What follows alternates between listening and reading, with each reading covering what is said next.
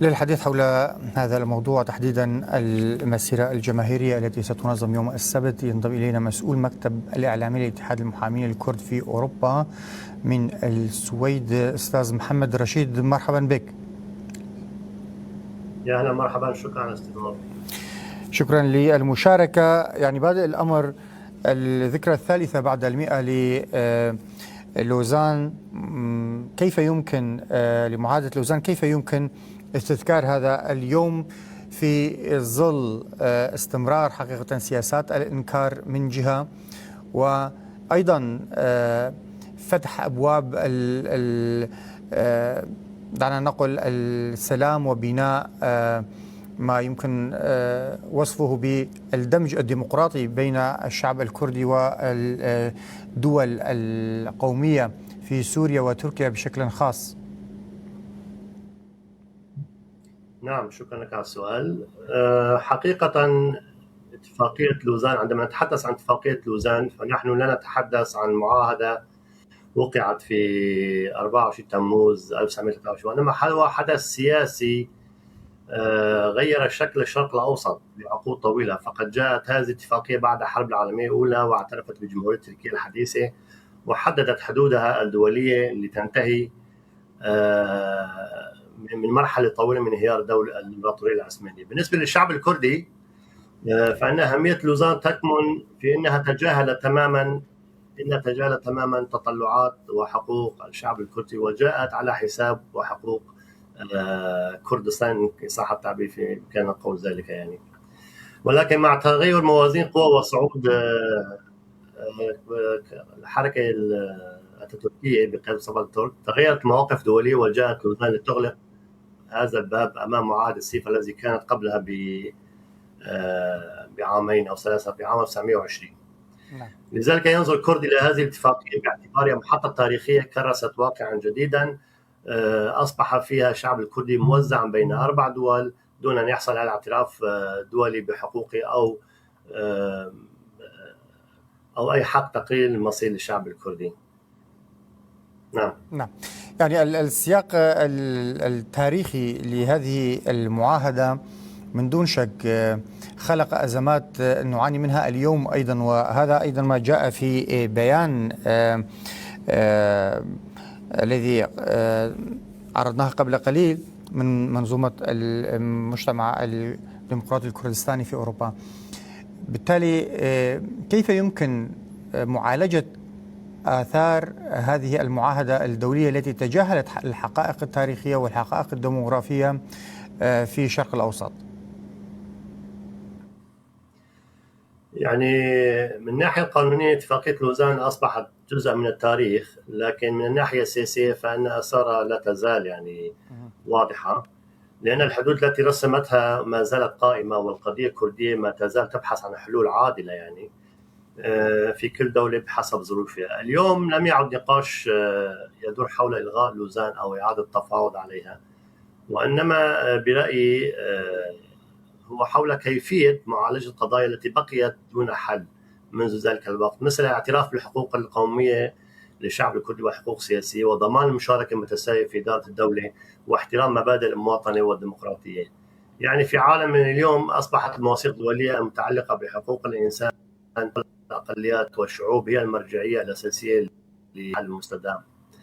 فالقضية الكردية في سوريا أصبحت جزء يعني من الأزمة السورية الحالية يعني، ولا يمكن فصلها عنها. فالكرد كانوا ولا يزالون يطالبون بدولة ديمقراطية تعترف بالتعدد القومي والثقافي والديني وتضمن المساواة بين جميع المواطنين. نعم. بعد عام 2000 أستاذ محمد، قبل أن تتطرق إلى هذه النقطة، يعني لماذا الأنظمة القومية في تركيا وسوريا لم تستطع، يعني في أوروبا تم تجاوز المسائل القومية تم الاعتراف أو تبني تعدد الثقافات وتعدد القوميات ضمن إطار الدولة الواحدة؟ هل هو نتيجة تخلف النظام السياسي في هذه الدول، أم أن القوى الدولية حقيقة لا تسمح بأن تتحول هذه البلاد إلى حكومات ديمقراطية وترفض ديمقراطية المنطقة؟ يعني بالطبع بشكل أكيد يعني الحكومات الحالية في الوقت الحالي يعني ترفض دمار المنطقة أو جعلها دول لبنان. عندما نعود بالتاريخ إلى نجد يعني لوزان في ذلك الوقت 1923 لم تكن مجرد يعني كما نقول يعني هي اتفاقية لم تعترف بحقوق الشعب الكردي، فلم تكن مجرد نقطة تحول مأساوية حيث تم تقسيم جغرافيا كردستان بين 4 دول. سياسيا نتج عن لوزان نقوص هذه الدول أو عدم اعترافها بحقوق الشعب الكردي، ما أجبر الكرد على نضالات منفصلة ضمن هذه الدول ال4 التي تشكلت بعد اتفاقية لوزان. يعني فالكرد في حقيقة تعرضوا لسياسات صهر قومي وإنكار قومي وحظر للغة وتغيير ديموغرافي لعقود طويلة. يعني بعد مرور 103 عام الشرق الأوسط لأن تجاوز حقوق الشعب الكردي المنطقة في حالة من عدم استقرار. يعني أما سؤالك أنه يعني هل يمكن إنتاج دول قومية؟ من الناحية النظرية نعم يمكن إنتاج دول قومية في الوقت الحالي. يعني فالخارطة في الشرق الأوسط تتغير بشكل دائم كما تغيرت قبل 100 عام، فسوف تتغير الآن أو مستقبلا أو في وقت القريب يعني جدا. يعني قد تتغير وفق مفاهيم اقتصادية أو مفاهيم قومية أو مفاهيم سياقات طائفية أو دينية، لا نعلم لحد الآن. يعني كما كانت اتفاقية لوزان التي تتحكم فيها الدول العظمى في ذلك الوقت وفق مصالحها، أعتقد نفس الشيء سوف يكون الأمر. يعني سؤالي كان حول فشل الدول القومية في المنطقة ولا سيما الدول التي التحق جزء من كردستان بها في معالجة هذه القضايا داخليا على الصعيد الوطني بالجغرافيا حسب مفهوم الجغرافيا السياسية الحديثة لهذه الدول. هل هي نتيجة التخلف الأنظمة السياسية والفكر السياسي لهذه الدول، الأنظمة المتعاقبة في هذه الدول، أم أن الإرادة الدولية هي المانعة حقيقة من تطوير هذه المفاهيم في المنطقة، باعتبار ربما ديمقراطية الشرق الأوسط قد تكون ضارة بمصالح بعض الأطراف؟ نعم يعني يجوز كلا الشيئين. يعني هناك تخلف في الدول التي تحتل كردستان يمكن أن نكون قول، وهناك مصالح إقليمية ودولية متعارضة يعني لا يتقاطع مع مصالح الشعب الكردي في هذه الأحيان. يعني فعلى الصعيد السياسي يعني تأسست دول قومية في المنطقة مبنية على فكرة الدولة القومية الواحدة مثل تركيا وسوريا والعراق وإيران، فكلها تبنت نموذج مركزي ينادي بلغة واحدة وهوية واحدة وثقافة واحدة. فهذا فكر يعتبر فكر يعني في القرن العشرين آنذاك يعني متخلف عن واقع المنطقة. يعني أي واقع سياسي لا يتبنى حقوق الشعب الكردي سوف تزال هذه الدول تعيش على إشكاليات وأزمات داخلية. إضافة إلى مصالح الدول الإقليمية والدولية كانت السبب الرئيسي أيضا. كما نعلم كان هناك اتفاقية سيفر، ونتيجة مصالح وتضارب مصالح الدول العظمى آنذاك تغيرت الاتفاقية إلى اتفاقية لوزان الذي ألغت اتفاقية سيفر وخاصة بنود المادة 62 المادة 63 المادة 64 الذي اعترفت بحقوق الشعب الكردي وأعطت الحكم الذاتي للشعب الكردي آنذاك، وسمحت أو اعتبرت أنه بعد سنة من الحكم الذاتي حق للشعب الكردي حق تقرير مصيره. يعني كلا شيئين متداخلين وأثرت على حقوق الشعب الكردي. يعني لتجاوز إرث اتفاقية لوزان، اليوم نجد أنه في تركيا هناك عملية سلام والمجتمع الديمقراطي يقودها القائد عبد الله أوجلان، وأيضا في روج آفا وسوريا هناك عملية اندماج على أساس الاعتراف بالهوية القومية الكردية أيضا. هل باتت يعني بعد أكثر من 100 عام تدرك الدول القومية في المنطقة ضرورة معالجة آثار هذه الاتفاقية؟ يعني نتمنى ذلك أن الدول في المنطقة بدأت تدرك معالجة آثار هذه الاتفاقية. كما نعلم يعني آثار هذه الاتفاقية ما زالت موجودة بحدودها الحالية المرسومة. فأي معالجة لهذه الآثار يجب أن لا يكون على حساب شعوب المنطقة والشعب الكردي هي أحد هذه الشعوب يعني. بالنسبة لعملية السلام مجتمع ديمقراطي صحيح اليوم في تركيا يعني في خطاب جديد تقوده شخصيات مثل السيد عبد الله أوجلان وبعض القوى السياسية. يعني الخطاب لا يوجد مشكلة ديمقراطية، أن هناك مشكلة ديمقراطية يجب حلها، بالإضافة إلى أن هناك الواقع إقليمي صعود الكرد كلاعب سياسي فرض على أنقرة أن تعيد حساباتها يعني. فالإدراك هو إدراك أخلاقي وسياسي يدعو إلى بناء استقرار داخلي في دول المنطقة يعني. في شمال شرق سوريا وفي روجافا في سوريا يعني الاعتراف بالهوية القومية الكردية يعني كلغة وثقافة وحالة قومية وإدارية موجودة حاليا يعني، ولا مركزية ديمقراطية في سوريا والعيش المشترك مع باقي مكونات الشعب السوري. أن هذا إدراك إن جاء سيجي من الشعب يعني ومن الدولة الحاكمة أو من السلطات الحاكمة. الإدراك موجود عند بعض النخب والمجتمع لكن لسه ما تحول لقرار سياسي دستوري كامل. لذا فلوزان عندما قسمت الجغرافيا فهناك اليوم تحدي كبير لإعادة توحيد هذه الجغرافيا بشكل ديمقراطي إداري. فالمطلوب من الحكومات المركزية حقيقة في تركيا أو في سوريا أو في الأجزاء الأخرى إحقاق حقوق الشعب الكردي. فبدون إحقاق حقوق الشعب الكردي سوف تبقى هذه الدول في حالة أزمات يعني، عن طريق إحقاق أو تحقيق الديمقراطية في هذه الدول، عن طريق تثبيت حقوق الشعب الكردي دستوريا، عن طريق الاعتراف باللغة الكردية وما إلى ذلك. نعم.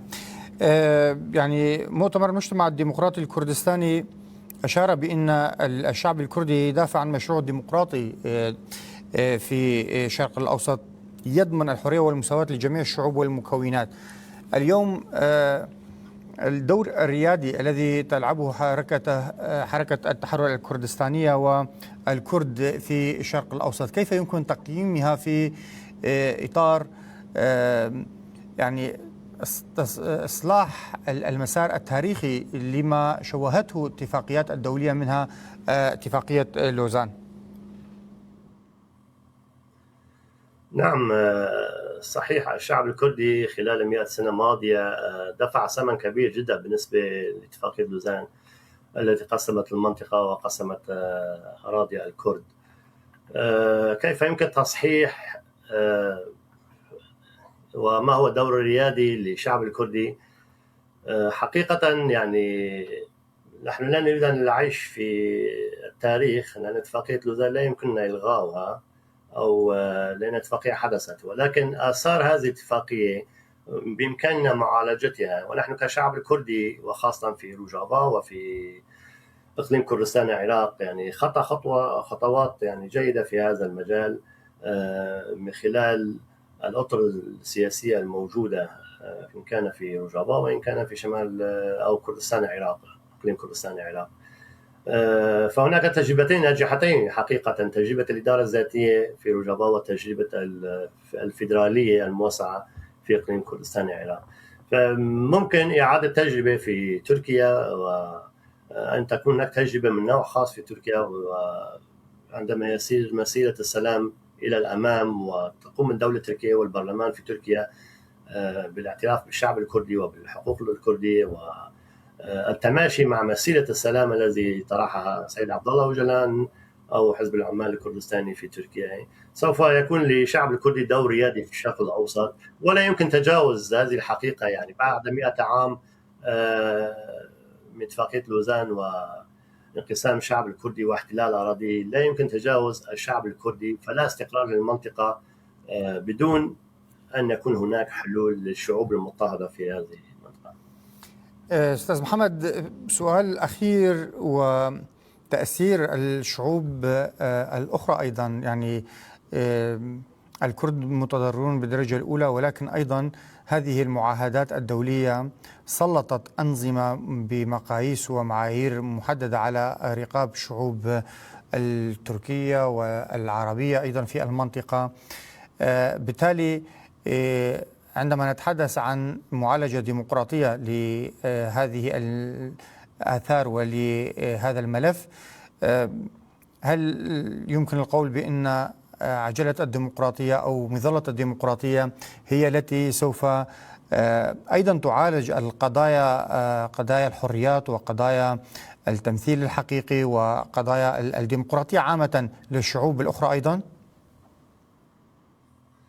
نعم، كلامك دقيق جدا. يعني حقيقة الكرد ليس الوحيدين المتضررين، وإن كان هم المتضررين الأكبر في المنطقة، يعني من ناحية حقوق القومية.